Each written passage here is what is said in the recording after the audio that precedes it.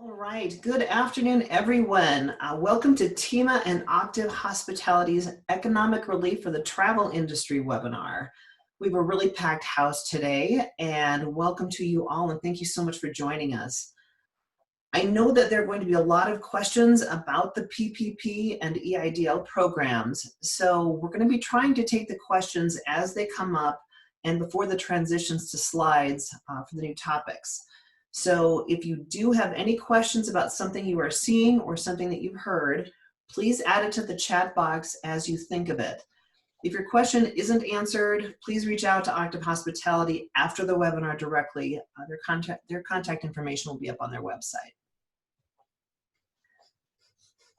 I think I'm going to start out. It looks like we're good to go. I'm going to introduce myself. My name is Colleen Sternbu. I'm the CEO of the Travel Industry Marketing Association. We help travel suppliers and travel agents with their sales, planning, and marketing and business development, as well as play the part of an ad agency for them. To that end, we've brought in one of our really valuable members, Octave Hospitality, to help pass along some great information to all of you regarding the CARES Act and the government assistance for funding.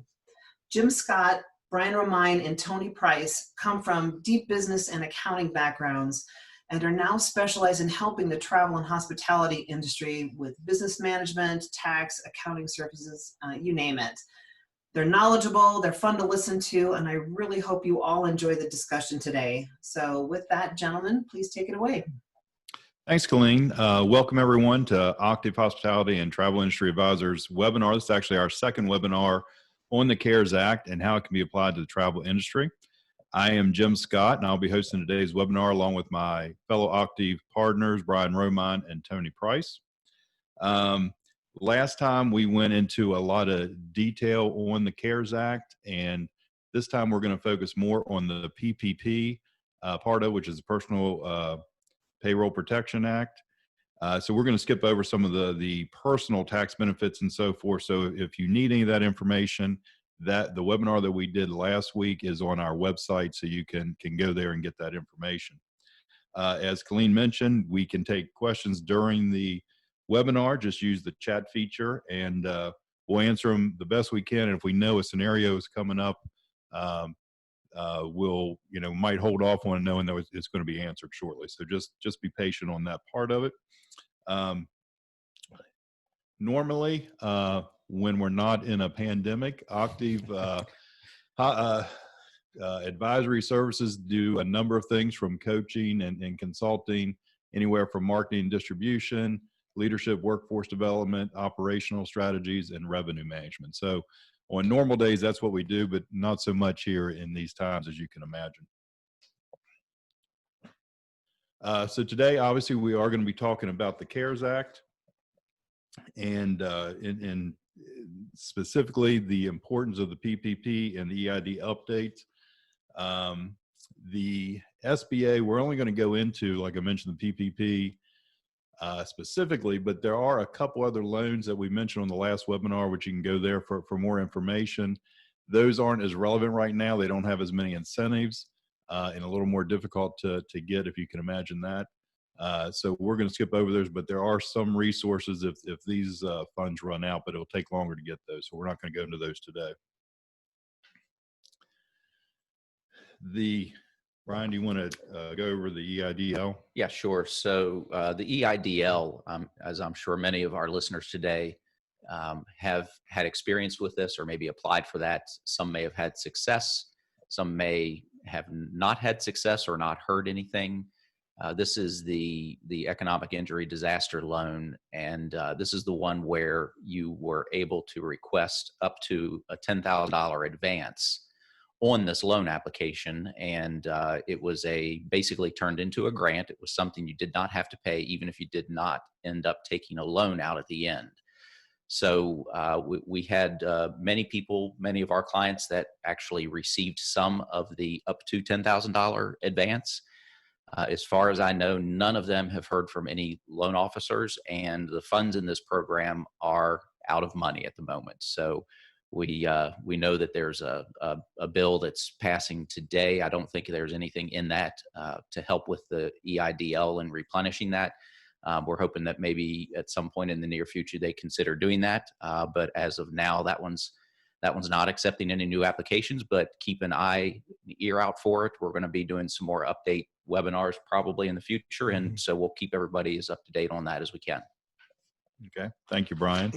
So the big program that we want to go in detail on is the Paycheck Protection Program, or PPP, as we're going to refer to it throughout the rest of the webinar. This one currently, or we haven't checked the news to see if Congress has passed the latest relief bill as of 3 o'clock. But assuming they do what they're expected to do, then it should get replenished with funds.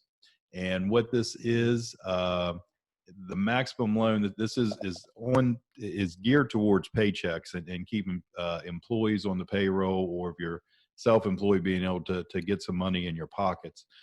The maximum loan is 2.5 times the business's average monthly payroll cost, which we'll go into that in a minute, up to $10 million. And the SBA will forgive the loans if the employees are maintained and the money is used for either payroll, which needs to be about 75%, rent, interest, or utilities. So there's some specifics on how it can be forgiven, meaning you don't have to pay it back. But, and we'll go in this also, if you need it for longer term, there are options that you can use the money for other things. Guys, with everything's been going on, we've gone through one round of PPP funding. I know by the survey that we took prior to the webinar that a lot of people were interested. A few people have applied and not gotten funds. Some people have gotten funds. And then a lot of people are still trying to understand it, or have been told or gone to their bank and weren't allowed to submit the application. So from all the different issues and stuff going on, what are some of the things you've seen so far in this crazy process? Sure. First off, if you have applied, and I know we had several that have applied but haven't received any funds yet. I just had 2 different clients this morning that actually got deposits in their accounts today. So if you were fortunate enough to get your applications in and you hadn't heard anything, that doesn't necessarily mean that you're not getting anything. If you signed an application with SBA, you're likely in the process and had funds reserved. And if not, then this second round coming up, you probably want to watch for that and jump on it as soon as you can to get applications in. So we've had varying success with this program. It seems, for our clients that most of the success came from more of our local banks that had personal relationships or business accounts set up already with those local banks. And they were able to get their applications in early and processed early and reserved. And some of the larger banks, as many of you may have heard on the news, not such great success in a lot of those cases. Yeah, I mean, I think that's some of the issues that kind of came out across pretty much every news channel, and some of the issues with, that first round. I guess it was the Ruth Chris of the world getting the 20 millions and things like that. We kind of knew that was going to happen the way that the bill was written. Unfortunately, they still qualified. And it was a tough moral decision for, I'm sure, a lot of those guys, which is why the CEO of Shake Shack gave it back. I think they were publicly shamed enough that they decided to do it. But it is set up for that. And unfortunately, that's one of the things that happened. We think in this next round, there'll be less of it just because of the public shaming. The one thing they did do is, of the $310 billion that is in this round to go to small businesses, they've set aside $60 billion of that to go to smaller banks. So your large banks that typically would deal with those large companies, they're excluded out of that. So they're only going to get, or the smaller banks are going to get the $60 billion to lend out. And that includes some of the online lenders that are available that weren't around the first time, such as PayPal. If you have QuickBooks, QuickBooks Capital is doing it. Cabbage is lined up for it. So there's a lot of those online lenders that will be available for that as well. Yeah. Okay. We've already got a couple quick questions, and some of these are going to be answered here shortly. The first one, which it seems like the person probably applied for an EIDL loan. It says, if you did the SBA and only received $1,000, can we apply again? my guess is that you apply for the EIDL, which was up to 10,000, isn't a grant. That 1,000 came through that, and if you haven't already, you do need to make application for a PPP loan. Right. I don't know if they were maybe referring to applying for the EIDL, which is separate from the PPP loan, to apply for the EIDL again. Well, when they got 1,000, was that the question? That's not. He just said SBA, so it was not specific as to which program. My guess is if you only got 1,000, it was EIDL. That's right. And that if they haven't already, to make application with the PPP. Right. And just to clarify, that the $1,000 likely from that question was $1,000 towards that up to $10,000 advance, and that was an application for an EIDL loan. And that was directly through the link at the SBA site. That's right. Yeah. Yeah. So if you didn't go to your bank and you just went to the website at the SBA website, then that was the EIDL. So if you just did that, you have not applied for the PPP loan. So you should be contacting a bank if you want to go that route. Yeah. So, real quick point of order. I know I probably said do questions through the chat thing. If you could do it through the Q&A, it keeps me from having to toggle back and forth, and I don't miss any questions. So use the Q&A feature for questions. Before we move on, there are a couple other questions. One, a person is a Canadian travel agent. So if you're not an American citizen or American company, I guess probably this information may not apply to you, which is what the question was. Is there any reason a Canadian, unless it's an American company, would need to listen to this? That is correct. So there is a situation where if you are a US-based company, so you have to be US-based. If you're owned by a foreign company, then you still may qualify. The way that it's written, it looks like you can. But if you're a single sole proprietor based in Canada, then no. Okay. And then a couple other questions. We got some scenarios about to come up. We've got a few questions which we're not going to answer at the moment. We're about to, and going into some scenarios. It talks about being an independent contractor. How does PPP apply for that? I'm self-employed. How do I need to prove that I use the funds for payroll? And then now this one, one other also talks about how I calculate with employees and that type of stuff. So we're going to be getting into all those questions here with some scenarios. So be patient with us on that. And then there is one other one. Is it advisable to make more than one PPP application? Does it increase your chances? So in theory, you only need to do it once. But I think this is when it comes back down to the banking relationships. I mean, that was another issue that came about with this whole first round is if you were an established business and a larger business, you probably had a banking relationship. A lot of smaller businesses don't necessarily have a strong commercial banking relationship. They have their personal account and they may have a small business checking, but they don't have, a business line of credit or other things going with them. So they missed out because the problem with most of these most of these smaller companies, they still are dealing with the PNCs or the Wells Fargo banks of the world, and they pushed you to a portal. And unfortunately, you just got missed because, again, we were talking about it earlier. If they're doing a Shake Shack loan for $10 million, it takes just as much work to do that $10 million loan as it does our $10,000 loan. So guess who got missed? So, right. But we were talking about it earlier, should you go to two different portals or go to one bank and go to another bank and do the application? Chances are they're going to kick you out at some point when it goes into the SBA. And we don't know if that'd be more dangerous because if they see it twice, do you all of a sudden get hung up and then neither one of them gets approved? Me personally, Brian, you can disagree. I mean, I think I would try to if I have a relationship with a local bank, I would be reaching out to a local bank, even if you didn't. A lot of them have done so many the first time around, they're opening it up to, even if you don't have a strong relationship, they'll do it for you. And go that route. And then I would probably even go then maybe to one of the online places that are going to rock through them quicker. But I hate to say it, I'd probably be steering away from the large national bank portals at this point. Yeah, and even the online, the smaller ones, Lendio is one. We had some success there, and then some we haven't heard back on.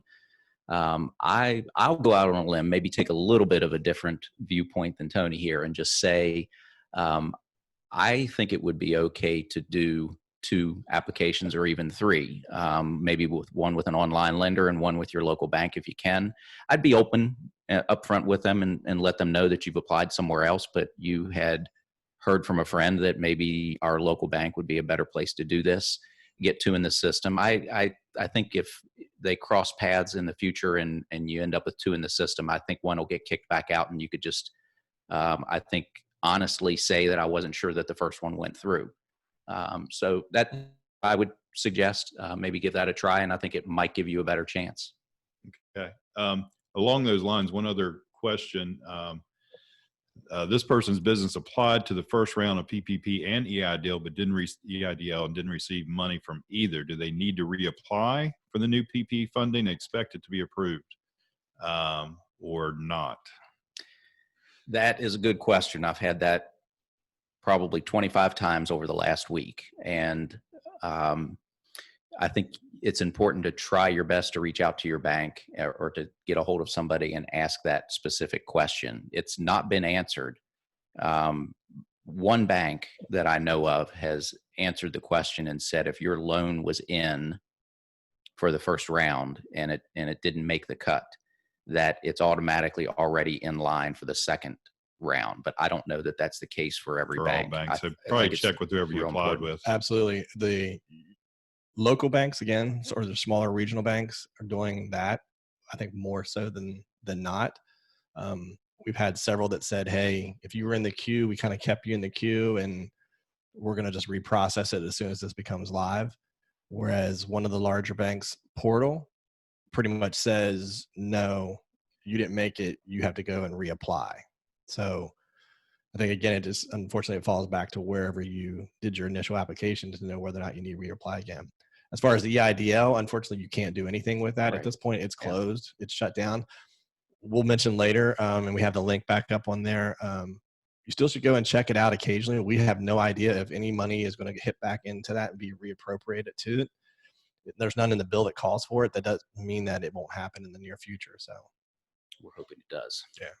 Okay. Very good. Let's, there are some other questions, but I think we're going to touch on most of these here shortly. So bear with us. I'm trying to keep up when there's a lot flowing in here. So just in the effort to move through this, we'll go ahead and move on to the next slide, which is a scenario. And I think Brian's going to take this scenario, which hopefully will start answering some of the questions. Hopefully. Okay. So scenario 1, the business is a sole proprietor with no W-2 employees. So this is typically going to be what you all might recognize as a Schedule C filer. They have 4 independent contractors who are paid hourly, but also earn commissions. That does not matter in this scenario. The 2019 business net profits of this sole proprietor on Schedule C, that's line 31 on Schedule C of $150,000 is the net profits. Okay, so that's scenario 1.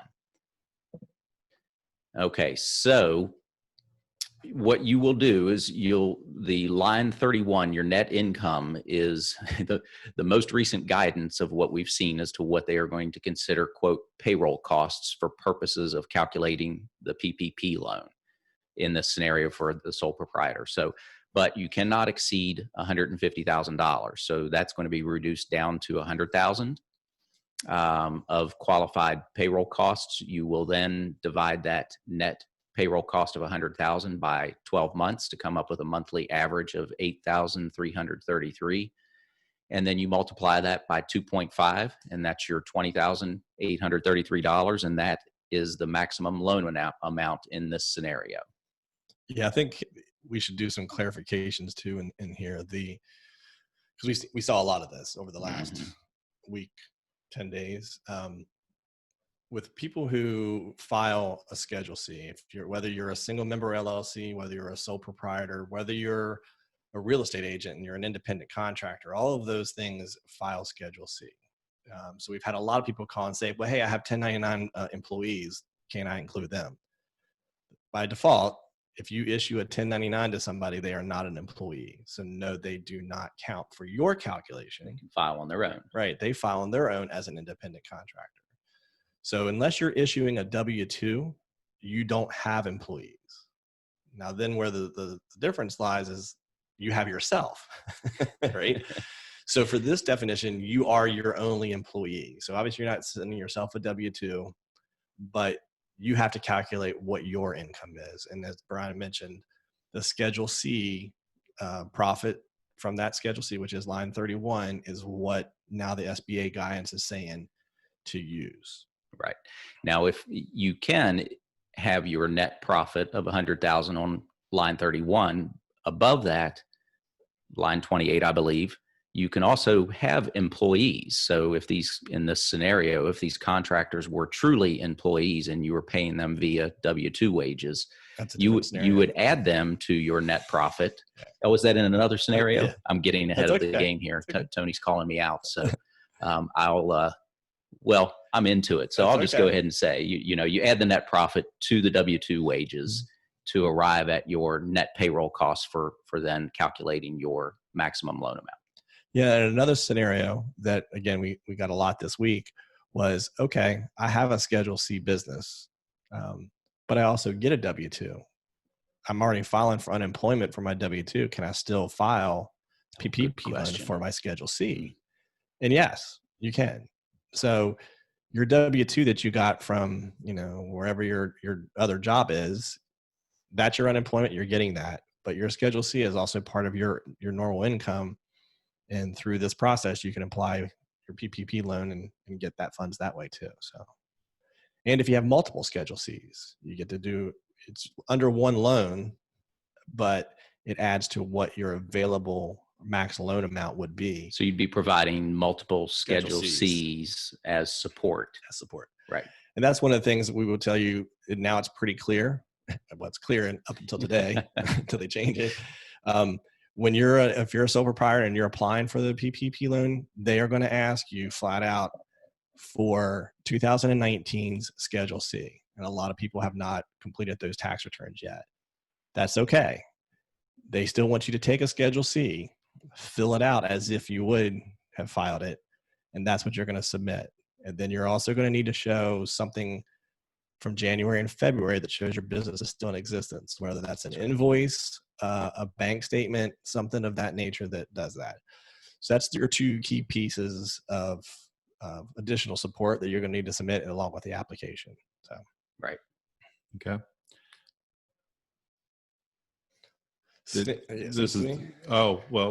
But before we do that, I didn't realize we'd gotten through the answer on scenario one, so that's my fault.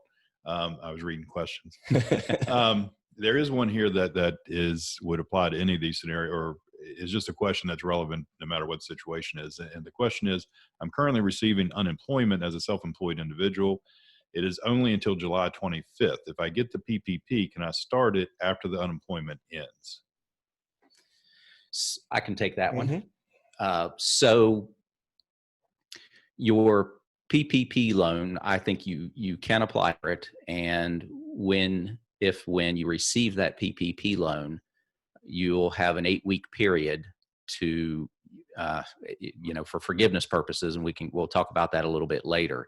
But once you receive that PPP loan, then it can and most likely will affect your unemployment for the period of time that you're using the PPP loan to cover your net compensation for that 8-week period after you get it. But then after that, and then it could be that you're reporting weekly for your unemployment, you get knocked off of it, and then if you're still in the same situation after the PPP loan funds run out, and you're still, quote, unemployed, then you would reapply for unemployment again.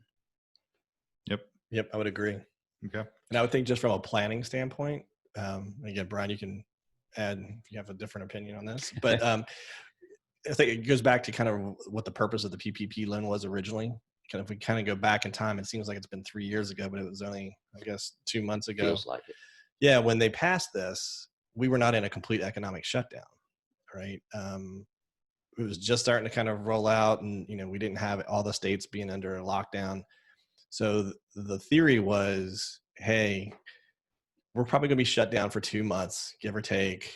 And by the time, if you go through the normal unemployment process, if I furlough my employee, by the time he goes through his waiting period, goes to the unemployment office and applies, it's going to be almost 2 months anyway. So, hey, rather than, furloughing them, keep them on the payroll and pay them. And then in 2 months, we can kind of get back to normal. We all know that didn't happen. That did not happen. Right. So I think the facts that supported how this was created have completely changed. So Yeah. I think it's going to change a lot of way of how you would apply some of these theories. But when it comes to unemployment, my suggestion is that you go ahead and get the PPP loan for sure. Apply for it, get what you can get. And if it delays your unemployment application, or if you get approved and you say, hey, I don't want to take it now, I got a PPP loan, you just kick it down the road for 8 weeks, because that just extends the amount of time. If for some reason you can't get back to where you were before, you still have 39 weeks of unemployment that you can claim after the fact. But bottom line is you can't duplicate, you can't double up, double dip. So one after the other. So Yeah, Okay. agreed. I want to hit just a couple of these quick questions that aren't necessarily in the scenario. So the first one, the person, if I already applied for the EIDL and I've received nothing and now probably won't, if I apply for a PPP through my local bank where my business account is and I get approved for that, do I need to give back anything that I may happen to get from the EIDL? I'll let you all answer that. I mean, I think I know the answer, but I'll let you all take that. Sure. So no, you don't have to give back anything that you get from the EIDL. So in the scenario where maybe you receive $1,000 or $2,000 on the advance from the EIDL, anything up to that $10,000 that is considered the advance portion that becomes a, for better use of a term, a grant that you don't have to pay back, that does get factored into the forgiveness piece on the PPP loan. It doesn't prevent you from getting a PPP loan, but they do kind of work together if you do get funds from the EIDL, any funds up to that $10,000 grant that doesn't have to be repaid. Okay, so they're just really trying to keep you from using the same funds for the same purpose. Right. Okay. Very good. I'm just checking these questions to see if we're going to be touching on this here in a second or not. Let's go ahead and go to scenario 2. Okay.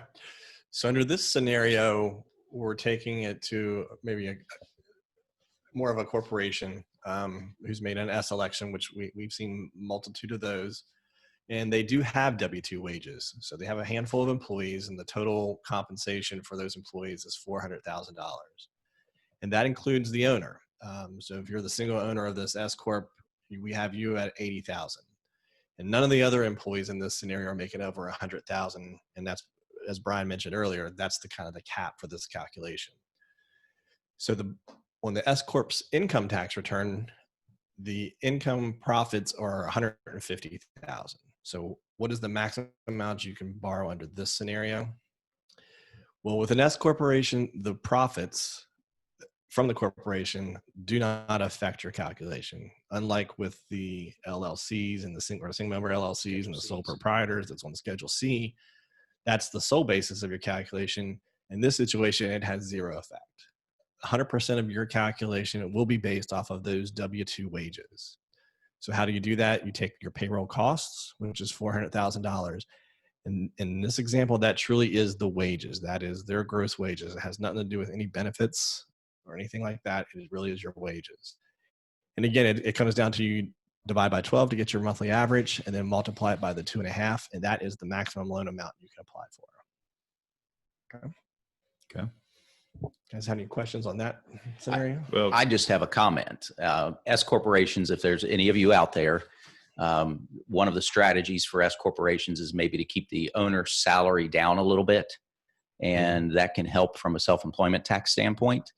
In this scenario, it actually hurts you unless in any new bills that are passed, they make an adjustment to this and allow the net profits of the S corporation to be included in the calculation. If your wages for the owner of the S corporation, if you've kept them down to $20,000, and the rest of your employees are only 20,000, then that's all you get to include, even if you had a profit of 200,000. So doesn't work so well in this scenario, but certainly has other benefits. Yeah, that definitely has come up, by the way. So I've had several clients say, hey, my W-2 wage was only $40,000 from my S Corp, but I made $100,000 on it. I paid it myself that. It's like, well, you distribute it to you. You didn't actually pay yourself. So that's not compensation for this calculation. Like a dividend. Right. A couple more questions before we go to the next scenario. First, the questions come up about credit. One, do the banks pull credit reports, which I assume they do, like they would for any loan? But two, and my wife had this happen too, and she's not applied for any SBA loans as of this point, but a credit alert came up through her service, and apparently a few other people have chimed in and said the same thing, saying that the SBA has pulled their credit. In her case, I said check it out because they shouldn't have had a reason to pull your credit, but I don't know if you all know of something different. I haven't brought this up with you all, so we haven't discussed it before. My understanding is that the only credit pull should be a soft pull from the SBA if you did an EIDL loan. Okay. Because the one through your bank should not, because that has nothing to do with your credit score. Right. It's only the EIDL that they still look at credit score. So that's very possible. It really typically doesn't affect, whether or not you would qualify for it. Not to a certain extent. I mean, it does. Don't get me wrong. I mean, but in this case, usually for the disaster loans, it does for other SBA loans, but for the disaster loan, it's usually there's no specific guidance. Yeah, on it's how pretty low, but they still may pull it. Okay. Well, that should answer that. I had another person, and just says through their bank, which is PNC, is this considered a loan that must get paid back? If you're talking about the EIDL and it's the first 10,000, then no, that's a grant, as we've discussed. If it's PPP loan, obviously it is a loan, so the initial thought is that it is paid back, but there are some forgiven potential in there if you follow the guidelines. So you conceivably, if you follow those, it could all be forgiven. You don't have to pay anything back. But or it could be a portion where you've met the guidelines, say 50% of the way, and say you got a $20,000 loan, so 10,000 is forgiven, you don't have to pay that back. But the other 10,000 you just chose to use another way, then you have 2 years to pay it back at 1% interest. So it is a very good loan, but you would have to pay that portion back. So hopefully that answers. I think we might talk a little bit more about that here on the upcoming slides. I'm trying to hit a few of these as we go through there, because they start repeating themselves after a while. So I want to touch on a few of them. All right, well, you want to go to scenario 3, Tony? Yeah, so scenario 3, we're going to go with more of a C corporation. Again, we don't see as many of these nowadays in the small business world, but wanted to give an example of that. So we have a corporation that has W-2 wages totaling $500,000. And again, no single employee earning more than $100,000. But in this scenario, we have employer paid health insurance premiums totaling $30,000. And the employer is also contributing to the employee's retirement plan, and that totaled $20,000 for the year. So in determining how much your PPP loan, you have your $500,000 actual wages, but in this situation, you get to also include the group health insurance premiums paid of $30,000 and the retirement benefits of $20,000. So your total payroll cost is $550,000, and again, monthly average is $48,833. Multiplied by 2.5 gets you to the $114,583. So in that situation, when just kind of give me an example that if you do pay benefits to somebody, or whether it's health insurance or retirement, those do go into the payroll cost. Another scenario that I wanted to mention is vacation pay. For an example, we have somebody who did pay out vacation or will be paying out vacation because unfortunately, they are going to have to furlough the employee. Mm-hmm. But that paid vacation goes into the calculation. So that is a situation where, again, paid leave goes into it. It also would go into the forgiveness portion. Right. So we want to make sure we mention that as well. I will make just one point here on the insurance. In this scenario with a C corporation, this is almost certainly a group insurance policy. But the terminology that's used in order to include the insurance in, as far as health insurance goes, in the calculation is a group policy. So I know some of our sole proprietors or single member or single shareholder S corporation owners may have a health insurance premium or policy that they're deducting. If that's likely not a group policy, then it would not be included in the calculation. Yeah. Okay. A couple more questions as we weave these in here. The first one from, I guess, a sole proprietor or a single person LLC, their understanding was that to make PPP either apply for it or worthwhile, you had to have many employees, and that's not the case. Absolutely not. So just wanted to clarify that. The next one, which is a little more detailed question, but I think very relevant. It says, hello, I did receive a PPP loan, but my employees that have been put on unemployment are now receiving the extra $600 per week. So when I close on the money this Friday, they are expecting me to bring them all back to work. They will be making less than if they don't come back to work.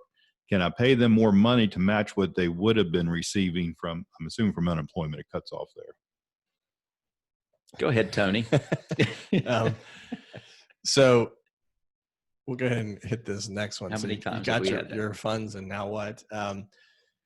Yeah, we will listen to this now. So this is a question that we all are going to have to answer. Again, because of the way this whole thing is rolled out and the fact that so many people are still shut down and things are going longer than anticipated, we have several situations where it is more economical, at least through July 31st, for an employee to stay on unemployment than it would be for you to bring them back.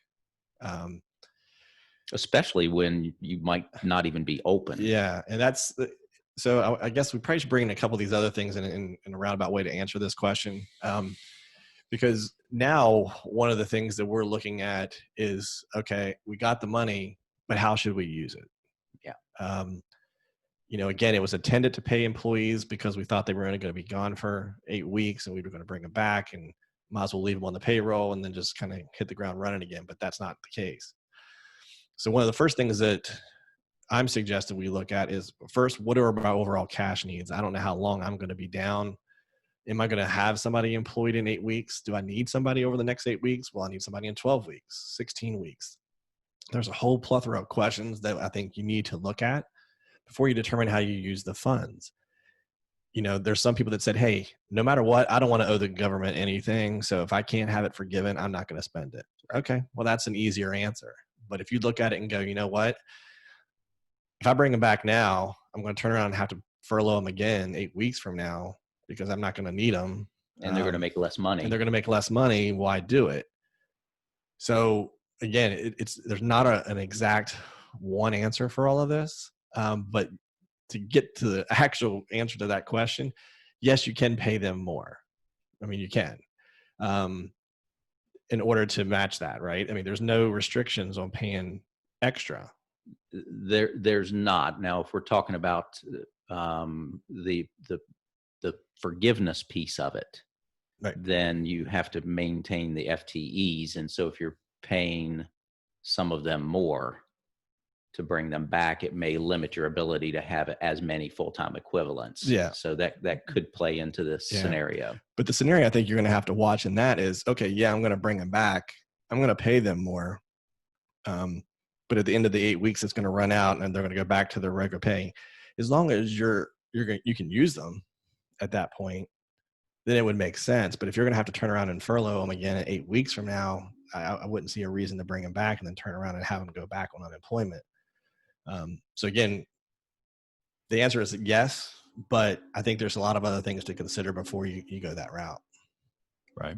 Makes sense. A lot of case by case situations here that you really got to look over the big picture and see what makes sense. Before we continue with this, because there's a lot on there, I keep wanting interjecting questions so I get them because they keep mounting up, and if I go past them, I'm not going to get back to them. But several things on the EIDL. We've had a number of people that have either applied and got a confirmation number but no funds. That is normal. If you applied, you would have gotten a confirmation number regardless of whether you got anything. And then we had a couple people who received either $1,000 or $1,000 per employee, but they applied for 10,000 or maybe even more. It doesn't. The loan is up to 10,000. So if you got 1,000, that's what you got. If you got 2,000, that's what you got. And then the other question was, it just showed up in my bank account, no other information, nothing sent in the mail, no emails, and that's also seems to be the case.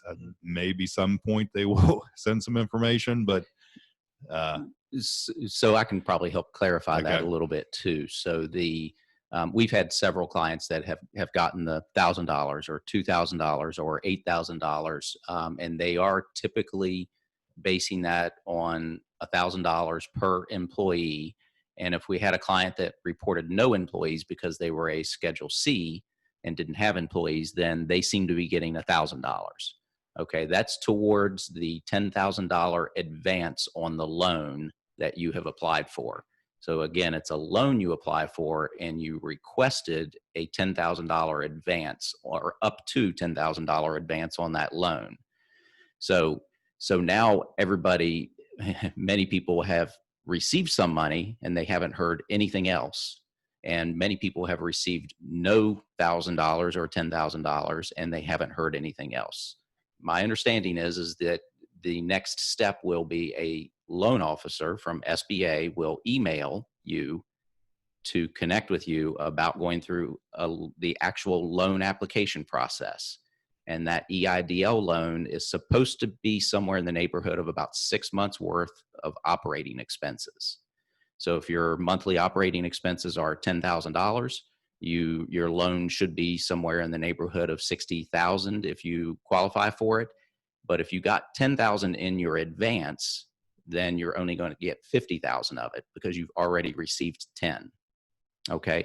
Nobody that I know of at this point has heard anything at all from a loan officer, and only about maybe half of our EIDL applicants have received any funds Correct. on the advance.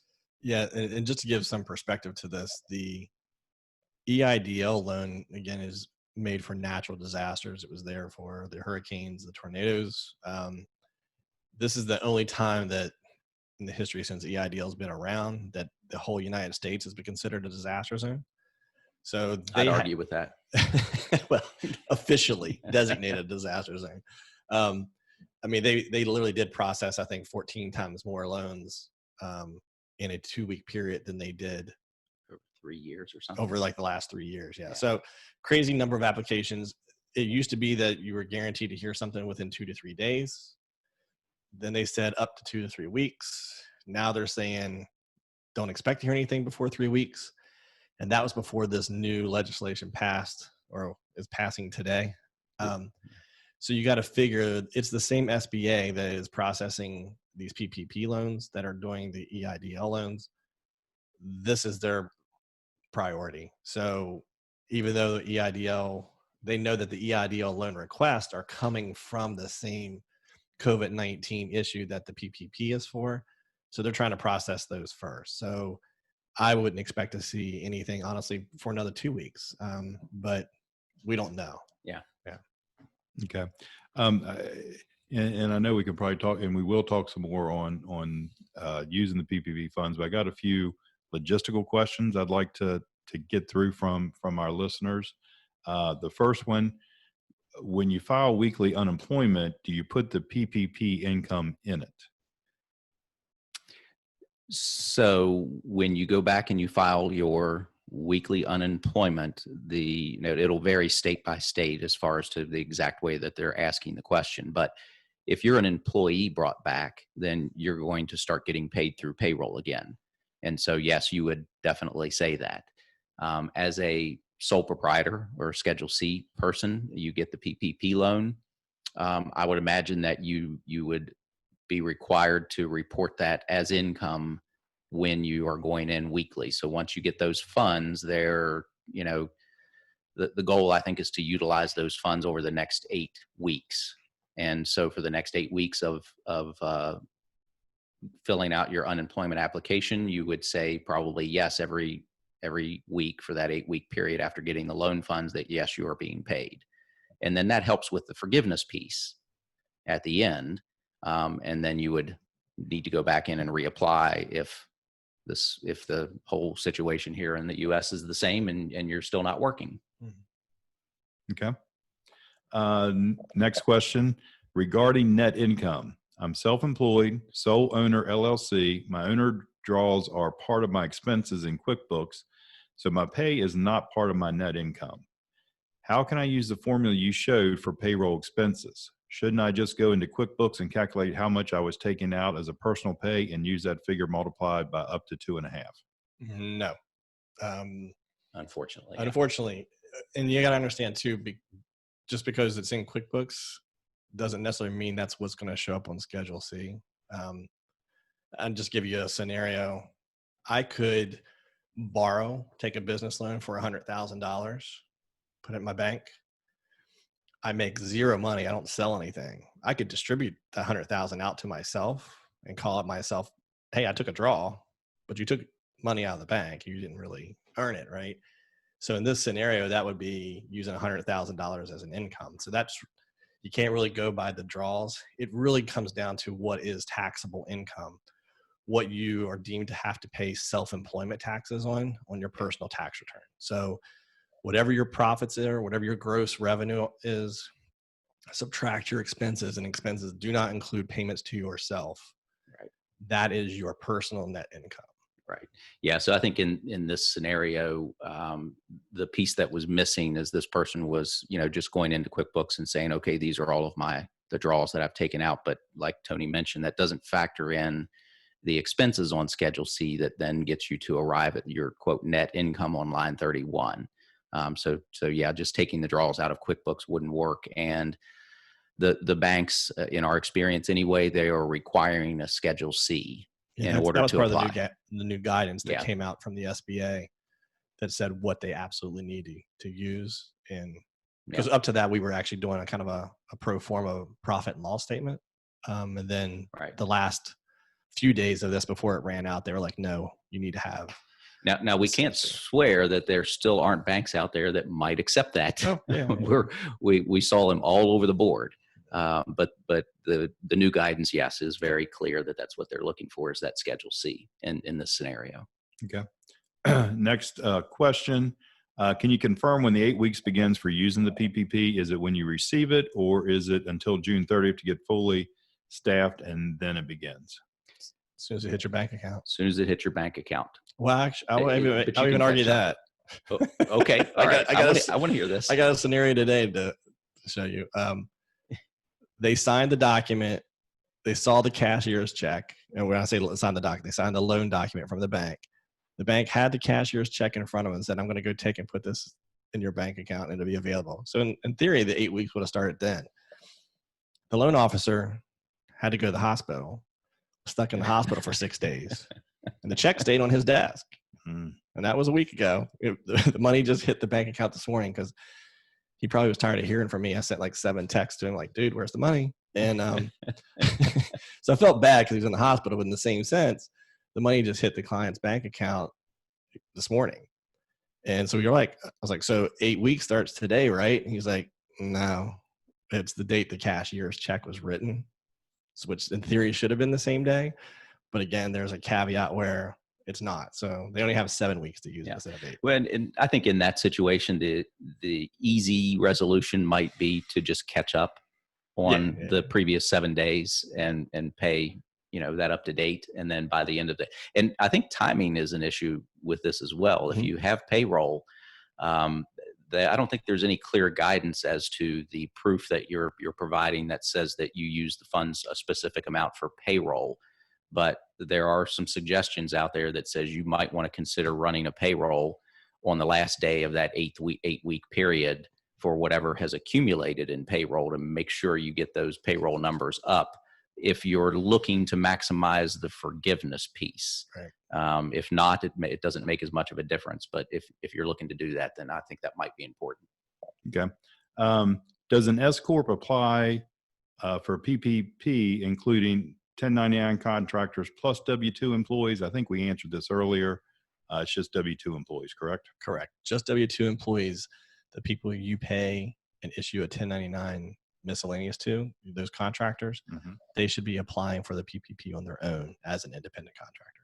Okay. And to be fair to the person that asked that question, that was a very common misconception. We even saw many banks where they sent out the forms to fill in that asked you to include the 1099s paid out as part of your payroll calculation. So the confusion was out there, and so I'm not surprised to hear that somebody else has maybe been misled on that. Okay. A couple more just real quick. This seems to be more of a statement, so I don't know if we said something counterintuitive to this statement. It says, I've completed PP applications for 2 banks, and both have included the cost of employee benefits in the calculation of the maximum loan amount. So I don't know if it's Yeah, not that's correct. Okay. So I don't know if that wasn't clear when I gave this last scenario. In this case, so this is the benefits. So it should be the employer portion that's paid. Not what's Yeah, held. yeah. So if you have an employee and their total health insurance premiums for the year is, let's just say $12,000, and the employer pays 6 and the employee pays the other 6, you don't get to add the 12. It's just what the employer included. Right. So, Okay. Same thing for retirement, correct? exactly. Yeah. It's the employer costs. Okay. I've got a sole proprietor. I'm going to summarize this one. So it wrote a lot in the question, but basically sole proprietor just has subcontractors, has applied and gotten approved for a PPP loan. Most of his subcontractors are making more on unemployment right now. So his question was, what is the interest if he doesn't get any of it forgiven, which I think we answered this earlier. On the PPP loan, it's 1% interest and you have 2 years to pay it back. Is that 2 years from when it's issued, I assume? Or Yes. I believe it's, I believe that even the 8 weeks is included in the 2-year period. So I It mean, is. yeah. So It's it's from the time from you the get date the the money funds. goes in. And is it deferred for a? First 6 months payments are deferred. Yeah. So, the 7th month is when your first payment. So your payments are actually going to be over 18 months. So okay. I haven't seen anything if they're going to say it's still, you pay it on a monthly basis and then you have a balloon at the end, or how they're doing that. But the bottom line is it's due in 2 years. Okay. Very good. Yeah. Very good. Some of these, I don't know if we're totally qualified to answer, but we'll do our best. One has to do with PNC Bank, and maybe we shouldn't use that for an example. Sorry. It says my bank is PNC. Are you recommending we apply with somebody else? Yeah, I'm not going to say that. I would just say from experience, the larger banks, again, because, and this is with any kind of industry, it's not just banks. When you have a very large company, I mean, it's kind of like trying to turn a cruise ship in the river. It doesn't turn real quick. Right. It's not like a sports car. So the same thing, their whole lending institution has so many specifics that they have to go through and guidelines just to kind of keep things continuous across all their branches and across the United States. So trying to put something like this that goes counterintuitive to their lending practices was very tough. And since those borrowing decisions aren't necessarily made at the branch level, they're made more at the higher level, they had to put in a portal, and it just made it a lot more cumbersome and a lot more difficult to get through. And so you're not really dealing with a person. Whereas in a small bank, you're literally talking to the guy that's probably, down the block. Less back and forth. Yeah. And to get through it. and this is one of those situations where it's literally the form that's off it's not difficult. It really isn't. I mean, it's literally a 2-page form right off the Treasury website that they fill in and turn in. It's just then adding the additional support that you need. Yeah, it's more about that additional support, I think, that made Yeah. it a bit more complicated. And I'll say this to the larger banks, even the PNCs and the SunTrust or BB&T, Truist, those guys out there, they may be in a much better position this time around to process things quicker. We just don't know. I think Jim was right in saying that I'm not sure we're qualified to answer this question. Things change so rapidly. It might be that PNC does a much better job than some of the local banks this time around. We don't know for sure. We just know from our experience with our clients, which we did over 60 applications within a 2-week period, and the local banks seem to do a much better job of getting it through the first time. We don't know for sure that that'll be the case the second time around, but that's our experience. I would just say this. I mean, if I really want the PPP loan and I need the PPP loan, I wouldn't go that route first. I would find a local bank first and see if I could do it. And if I can't, then yeah, go back to them. But I mean, that's nothing against them other than you're just taking a chance. Or maybe like we talked about earlier, try them both same Yeah, time. you could do that, or go online to the PayPals of the world and process something through there. So Okay. All right. Let's hit a couple more questions and we'll get back to the presentation. Quick question. And this is another one. Would it be possible to pay commissions to my independent contractors from the PPP? These are commissions that they are owed from last year. I mean, you can pay them, but you pay them, it's but not that's going to be forgivable. yeah. Those commissions shouldn't have gone into the calculation for the PPP loan you were approved for anyway. Not saying they weren't, depending on when you got it and which bank you did and whether they screwed up the calculation. But in theory, payments to your independent contractors wouldn't have been included in your PPP loan. So when you're paying them, you're not paying them technically with PPP loan funds. And that's not a qualified expense, and it's not a qualified for expense. forgiveness. So even if you did manage to get it through and approved to get the loan, on the backside for forgiveness, that won't be a qualified expense. Right. But you can pay them and pay the interest on it, which would be the 1%. Yeah, I assume. I should touch on that too, because we're going to have, I think we're going to mention here at the end, we're going to be probably doing it weekly to every 10 days, a follow-up webinar to keep people apprised of what's going on. Because one of the big things is the forgiveness calculation. We wanted to touch on it a little bit here, and we may still have time, but we didn't want to get into it too much because there's still a lot of discrepancies that are out there, even with the SBA guidance that came down. But this is one of the areas that I think is in question. And that has to do with, I just lost my train of thought. Isn't that terrible? What was I talking about? The loan forgiveness. Yeah. Isn't that funny? You get so sidetracked. I don't even remember what I was saying. Well, we were just, talking about in general, maybe it's a good time to talk about what are the things that you might want to think about in the way that you spend the PPP funds, if you get those, in order to maximize the loan forgiveness piece. So you can get it all forgiven, and basically 75% of it should be used for, quote, payroll costs. So that could be your benefits, your payroll, the state taxes, or like state unemployment taxes, things of that sort that are included in what they consider, quote, payroll costs. So in general, the PPP loan, you get it, you need to use about 75% of it for that. And the other 25% can be used for rent, utilities, interest on mortgage payments, things of that sort, as long as you had those things in place by February 15th of 2020. It can't be something new you just put on the books. And want to be clear too, when it says mortgage, that's not your personal mortgage. Right.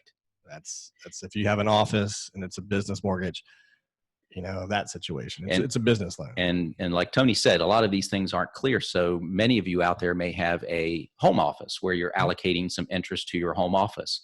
We think that portion of it might be able to be included in the loan forgiveness calculation as well. But there's no exact guidance on that piece of it yet either. So in general, that's what you want to think about when you get the loan funds. Those are the pieces and parts that you can pay for in those percentages that help you get to a spot where, some or most or all of it could be forgiven.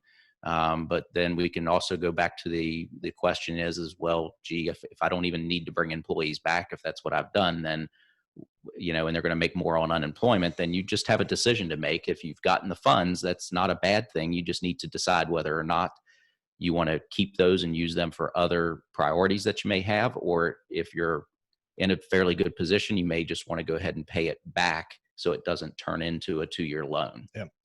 What I was going to mention, now you remember, completely lost train of thought, was here's one of the areas that's kind of a discrepancy and we're not 100% sure of. To get it forgiven, we know you have to spend it on those few things. The question is, what if you don't?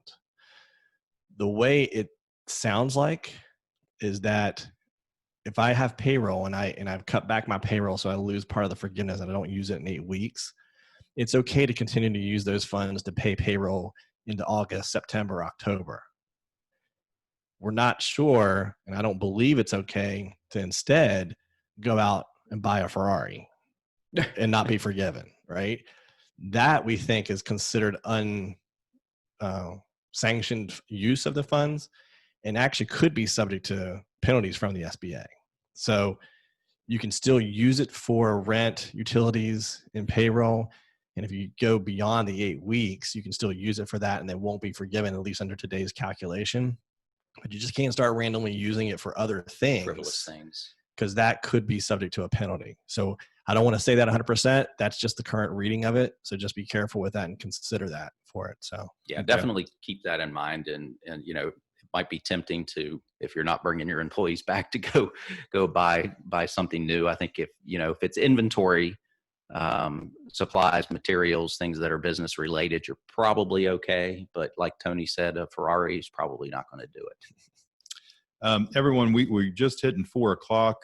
We are going to go a little bit longer to answer some more of these questions and finish up the webinar. But just for those who need to go because they have other time commitments, this is going to be recorded and will be sent out to the email and be on our web address. So if you do have to take off, it is recorded and you will get a copy of it. Let's go to a couple more questions. And a lot of these questions have to do with what you can do with the PPP funds. This one, S Corp of 2 employees, W-2, including themselves. Can I use the PPP funds to pay myself a loan and leave my employees collecting unemployment? no, Unfortunately not. no. I mean, it's basically whatever you were paying them before. For the most part, you got to continue to pay that for it to be forgiven. Okay.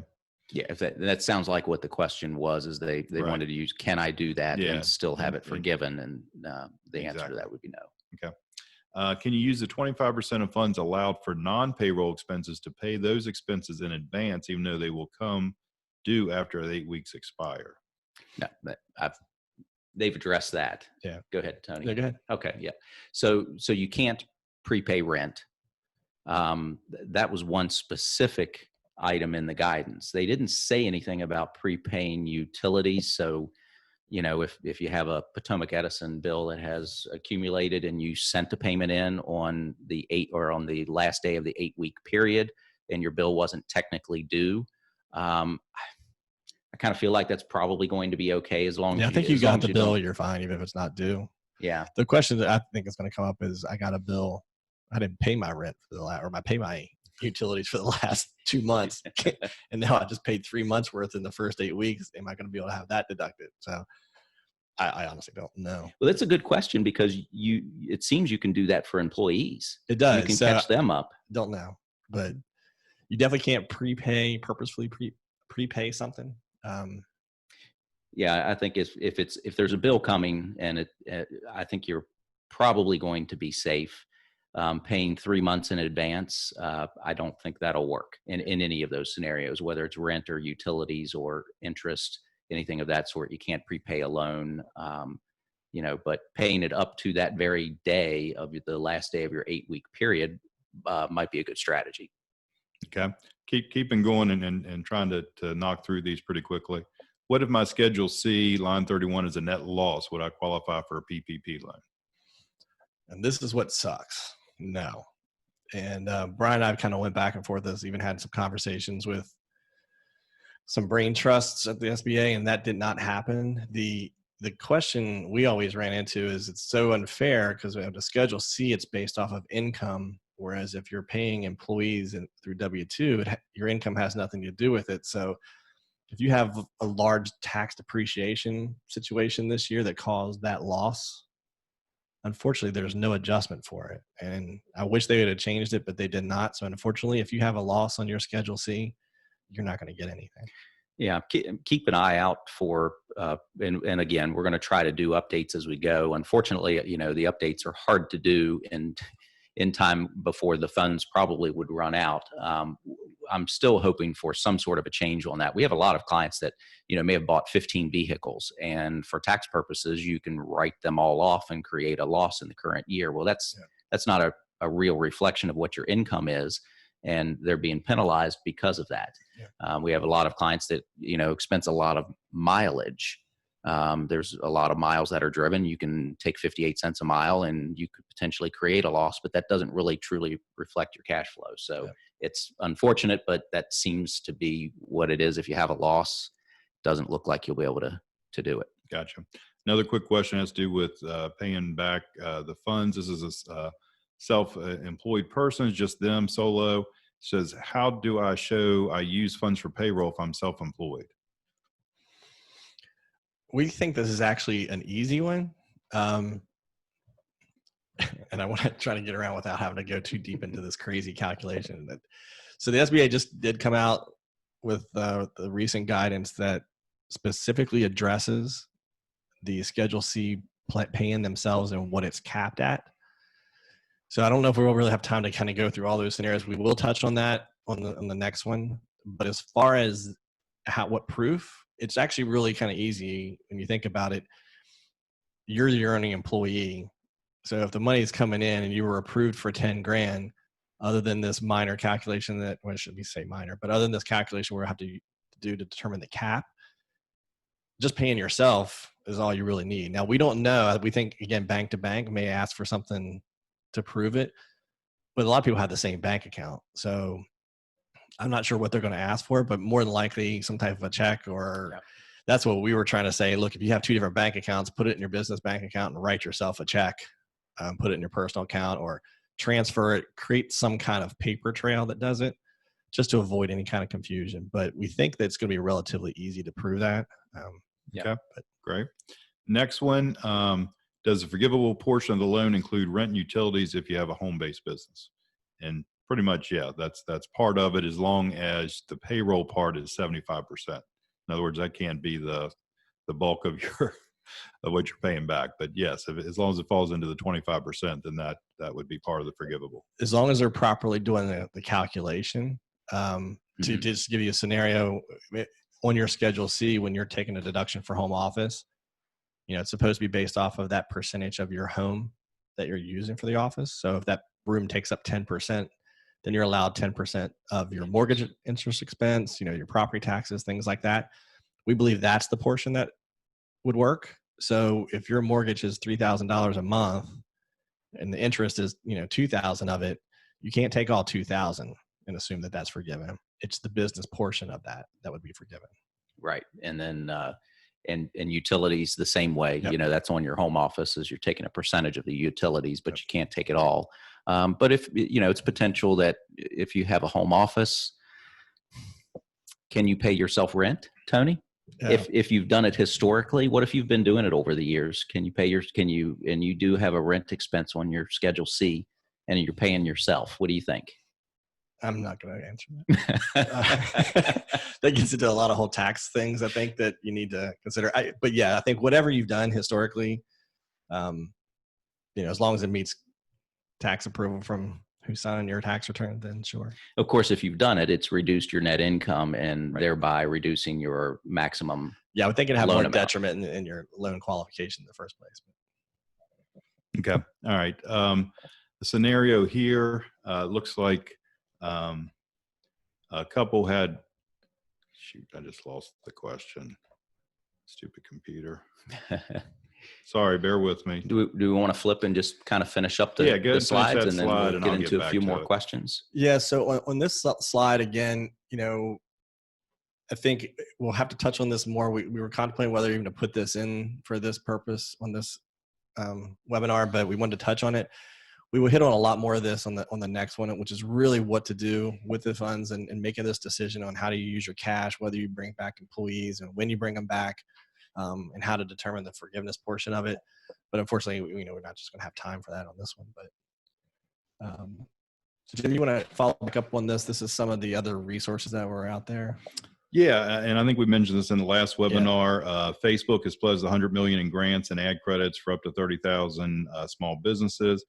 Kiva is an international nonprofit focused on expanding financial access to underserved communities.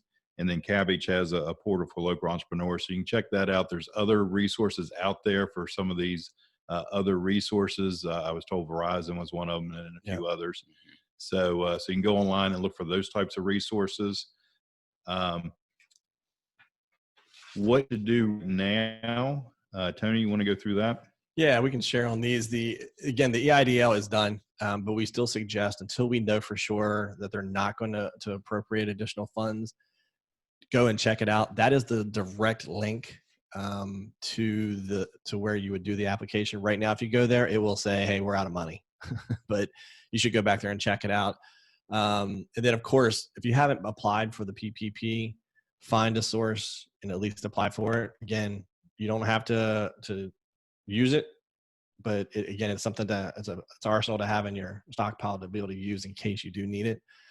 And then again, apply for unemployment. The timing of it, again, if you get the PPP funds, we think it's better to wait, because you're not going to get the unemployment anytime soon anyway, based off of the delays and backups that we've seen in most states. Well, I don't know. So if the PPP loan, in some of these cases, it's taking, 3 weeks for them to come through. If you apply for unemployment at the beginning of that process, even if it hasn't come through, they would pay you the back pay for those 3 weeks until the PPP loan kicks in, maybe? They would. I just don't know. I mean, again, I think this gets into an area of expertise that we don't have, which is dealing with the unemployment offices. A lot of the states, and the states vary so much, and a lot of the states don't even have the ability to do the additional $600 per week yet. So, I mean, again, I just think it's better to take the PPP now if you can get it. And if go ahead and apply for unemployment, but you may want to consider, if you get approved for it and you get the PPP, to just push off the unemployment, but case by case basis on it. But and again, something that we mentioned last time is, if you haven't done it already, reach out to your existing creditors, your mortgage company, car loans, any other business loans you have. Talk to them about potential deferral of payments. A lot of them are doing 90 days, whether that be a credit card payment, a mortgage, but it doesn't hurt to ask. And as Jim mentioned, there's a lot of companies that are doing things. Keep an eye out. There's a lot of small companies, big companies, governments, chambers of commerces. They're rolling out different grants, for different purposes. So keep an eye on them. And then something that we didn't touch on this time too much at the beginning was, if you have an existing SBA loan, they will be forgiven, at least the payments, I should say, for the next 6 months. And that's whether you have a line of credit or a permanent SBA 7A loan. Those are forgiven for the next 6 months. And then one more thing to add is in regards to working with your banks. Many, especially some of the local banks, are doing like $50,000 working capital line of credits with deferred payments for up to 12 months, and the interest doesn't accrue. That can be a game changer for a lot of people to take advantage of that. You still have to pay it back, but deferred for 12 months and putting some cash in your pocket right now could really make a difference. So you may just want to check with your banks and see if you want to consider doing an operating line of credit of some sort. They've gotten actually pretty easy getting those things through for the banks that we have worked with here. Yeah. And then, think lean, think outside the box. What assets do you have within your company that you can use in a different way? We have some companies out there that are running tour buses, and they're removing the seats and making deliveries. They're working with the federal government to pick up contracts for moving employees or goods, things of that sort. Doing things online as much as you can. Just, think about how you can do things differently in this day and age, and maybe you end up with something extra in your quiver there at the end to Right. have an extra arrow as we come out of this. Yep. Okay, so some things that as we've kind of going on what Brian said, we've kind of adjusted what we're doing to help clients in this time. We've kind of gone into recovery services and strategies. So we are here to help if you have a need. Obviously, financial management right now, we're supporting businesses below cash reserves or unstable cash flows, who are particularly vulnerable to the crisis, to come up with strategies to work through it, developing strategies for production needs. Partner with clients to reevaluate their strategic investments. We're also doing things along the value chain management. We're working alongside key individuals to synchronize activities, business continuity plans to cover directions on decisions ranging from products to services and widgets or technology. And then also looking at strategic opportunities. We have sat down with clients and providing guidance as to pertains to creation of new products and services and how to transform into those offerings. And then leadership and mindfulness. We've always taught leadership and how to deal with stress and that type of stuff through some of our mindfulness courses. And obviously it's a stressful time, so there are programs there for developing a cohesive message to be shared at all levels of your business, from senior management down to frontline staffers, and then partnering to develop communication plans. Also, We already did the questions. yeah, well, yeah, we're going to hit a few more questions. But I was going to say, and you see there on that last slide, how to get in touch with us. We have a couple, obviously these webinars will be posted there. And then we've got some, if you got additional questions, you can hit us up at the info@octavehospitality.com and we'll get back to you.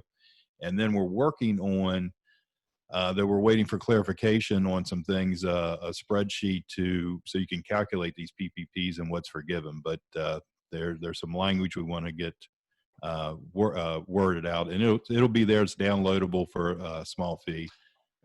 I will say too, some of the things that we're doing that you listed before, but in the immediate thing, so we're going to put that tool up there again as soon as we get some clarification on the forgiveness, so that you can download it if you feel like to do it yourself. But of course, we are also making ourselves available to help out with PPP applications, and then also the forgiveness calculations. And those are really kind of on a case-by-case basis, depending on the situation, and the fees kind of will vary depending on your bank's participation and things like that. But we are there to help, if you think of anything that we haven't mentioned that, that you can need help with, by all means, throw a question out to us on the website. Absolutely. So a couple more questions and wrap it up. Sure. All right. I got this one. When asked what our payrolls averaged the past 6 months, it hurts our computations if we've not paid anyone for the last 2 months, as that is factored in the 6-month calculation. How have you all been dealing with that? Well, I'm not sure with the 6-month calculation, because that's not really a test. If we're talking about for determining how much you can qualify for, As far as the loan goes. as far as the max loan available, you really only have 2 basis points, and that's whether or not you were in existence at the 12 months from the kind of the catastrophe period, which is February 15th through June 30. So if you weren't in existence, 12 months ago, then you make your determination based off of January and February of this year. So whatever your average payroll was for that 2 months is what you use. If you were in existence for 2019, then it's basically your 2019 average payroll. And I think it might allow for the most recent 12 months as well. It does, but because the bill actually called out for the immediate 12, which was kind of like February through January, February of 19 through January of 20. Right. Which they realized that, well, that's pretty damn complicated for a lot of people because they already got their 2019 totals. It's easier to use that. So you can use either one of those, but a 6-month calculation really isn't an option. I don't think that's an option. Okay. As an S Corp, I have not drawn the salary since February of this year. Can we use PPP funds once we receive them to clear the payroll for the past months? So it doesn't sound like he's taking a paycheck the last couple months, but can he go back and recoup some of that? Yeah, that's the catch-up I believe calculation. He could, yeah. Yeah, so your max amount was either based, like we just said, on the prior year or the first 2 months, depending on your situation. But yes, if you haven't paid yourself since February 15th, for example, you can catch that up. Okay. This next one, I'm assuming when they refer to funds, they're talking about the PPP funds. That's a guess. It says, what if the funds are used for client refunds on tickets sold? Mm-hmm. Yeah, I didn't think that would be Nope. acceptable. Okay. Just seeing what hasn't already been touched on.